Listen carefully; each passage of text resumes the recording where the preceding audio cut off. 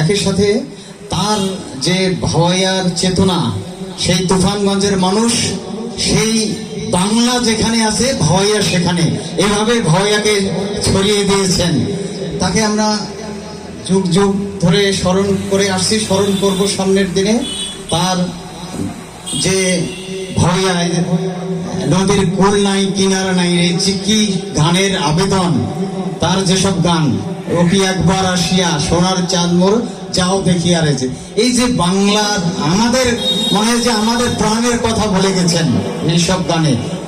আজ এখনো নতুন নতুন প্রেক্ষাপটে নতুন নতুন ভাওয়াইয়া গান লেখা হচ্ছে। আমি ভাওয়াইয়ার সাথে সংশ্লিষ্টদের প্রতি অনুরোধ করব যে ভাওয়াইয়া গানের যে ধরন, ভাওয়াইয়া গানের যে আবেদন, ভাওয়াইয়া গানের যে প্রকৃতি, এটার থেকে যেন বিচ্যুত আমরা না হই।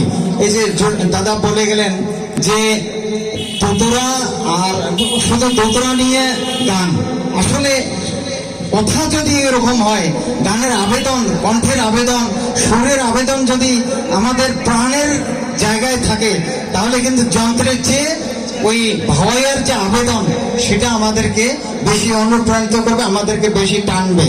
আমি